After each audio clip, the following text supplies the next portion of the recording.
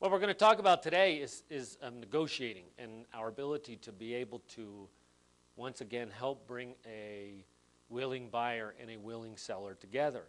And negotiating skills are an important part of what it is that we do. As a matter of fact, it's a big part of what we get paid for. When I go on a listing presentation and I talk to the seller, one of those 15 things, when we talked about the 50 and the 15, the 50 reasons why they should choose the company and the 15 reasons to choose me, one of my 15 that I impress upon the seller is a reason why they should hire me is because I'm an expert negotiator. Because I feel that that's in the seller's best interest, because by having an agent who's an expert negotiator, I can help assure that seller that they put absolutely the most amount of money in their pocket that they possibly can. And I think we'd all agree that that's what a seller wants. Well, it's the same with a buyer. A buyer, I sell myself as a very strong negotiator because I express upon the buyer how I'm going to help them get the best possible buy that they can in the marketplace by having somebody who's a good negotiator. So negotiating skills are very important to you, and it's important that you impress upon your clients that you have them. Now, there's some basics about negotiating we have to all agree with. The first thing that I want us all to agree with is that we're negotiating all the time. Would you agree with that? If you have kids and you got up this morning and you wanted your kids to do something, it was a negotiation. If you have a spouse and this weekend you wanted to go to dinner or you wanted to go to movies and you're trying to decide what movie, it was a negotiation. Life, in fact, every single day in every single way is one gigantic negotiating process. And so the first thing I want you to make note of is that you and I are negotiating all the time. Most of what you want in life is either owned or controlled by somebody else.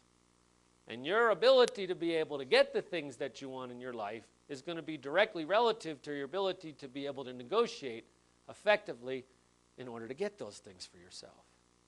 Now, the third point I want you to make note of is this. There are predictable responses that occur in every negotiation. There are predictable responses that occur in every negotiation. And what does that mean? Well, that means that in the negotiations that you get into, you are going to see some patterns. And once you understand those patterns, you'll be able to utilize them to make yourself a better negotiator. Now, what's the fourth thing? The fourth thing is that all people are different. And you have to know that. One of the problems that I have with real estate agents is that we negotiate based on how we see things. Well, you and I, we're all so very different. And your life experiences and your life experiences and my life experiences all have us seeing things differently. So when you're negotiating, you have to remember that the people that you're dealing with are all going to be different, and everything that they see is going to be different than what we see. So that you're going to have to negotiate different with everybody you deal with. Now, let's talk about a few steps to being a good negotiator. What are some things that we need to focus on as real estate professionals in order for us to be a good negotiator? The first thing is that we have to learn to separate people and personalities from the issues. There's personality involved. I come back to the buyer and I say, you know what, Mr. and Mrs. Buyer, I really did a good job for you and I really tried to get it through at that price, but that seller, ooh, he's an SOB. He's really tough. What I have done now is I've moved off of the issue and on to the seller's personality.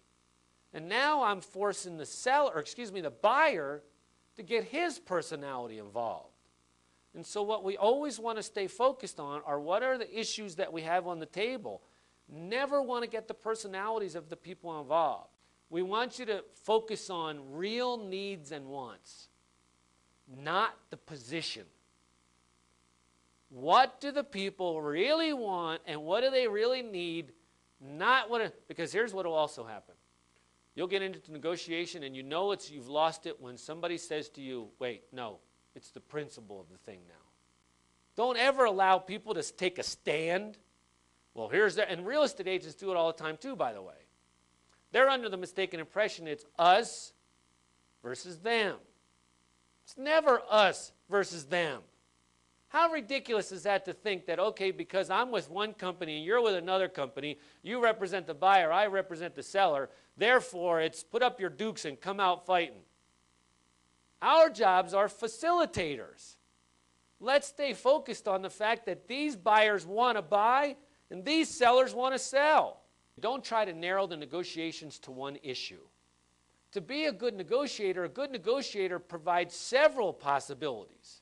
What happens is that we frequently negotiate down to one thing, price. Well, if you're in a marketplace like we're in today, you're going to be out there negotiating with sellers who are going to get multiple offers. And you never want to narrow a negotiation just down to price. The last thing and the most important thing to being a good negotiator is I want you to learn to create what's called win-win situation. A win-win situation means all parties to the negotiation come out of the negotiation feeling like they were a winner. There are some steps that I want you to follow, okay? The process of having a successful negotiation. 6 steps, I believe, to a successful negotiation. Let's talk about what they are. Number 1 would be preparation. And the preparation stage is so important for us. So many people, they just rush right out there with no clue as to what it is that I'm going to do or say or present, but bang, here I have an offer. No, preparation. Prior to me getting the offer, I want to gather some information. So I call the agent up and I say, I just want to get some information here. We seem to have some interest in your property. Now, the second thing on this preparation stage is I want you to only give information that reduces their expectation. So under the preparation stage, you want to get information, but you want to give information also. But you want to give information that reduces the expectation. You see how you can help yourself? And you see how you can hurt yourself? Just so easy. Boy, it's so easy to hurt yourself and so easy to help yourself. What's the second thing? The second step is what I call the warm-up. And the warm-up is what we do prior to actually getting down to presenting the offer itself. I choose how I'm going to set the stage. Like I always put myself, if there's 2 people, like if it's an agent and a buyer, if it's an agent and 2 sellers, I try to put the agent on that side and his sellers over here with me. I don't want the agent and his 2 sellers over there and me over here. Because then it's them against me. Just exactly the scenario a moment ago I said I didn't want, I've created. The next step is for you to get down to business. And getting down to business means here we go presenting the actual offer itself. And I want you to follow the KISS theory. Keep it simple, stupid. Because if you confuse me, then I will just shut you out. I won't ask you. I won't go explain this. I'll just shut you out and just say no, and I'll reject you. So keep it simple and make it easy for the people to follow your logical presentation of the offer. 4th thing, and this is a very important step. Get all the way through the offer before handling objections. Do not stop. You go right at the top and you go, okay, the buyers are offering you $150. Whoop, stop right there. We're not interested. We wouldn't give our house away at this. Okay, so you have a concern about the price. Well, you're doggone right we have a concern. Okay, then why don't we do this? It'd be okay, let me go through the rest of the agreement with you and then we'll come back and address your concern about price. When I'm done presenting the agreement, I go on to step number 5. Sell the benefits for accepting as is. Remember, my job was to come out here and get the people to accept it as it is. And so I'm going to go through and explain to them, here's the benefit, here it says, here's where you get this much cash, and here's your net sheet and all that. I'm going to sell the benefits. I do not go out with a mindset of, I want to counter, let's talk. No, I go right out because that brings me right to step number 6. Ask them to take it and sign it right now.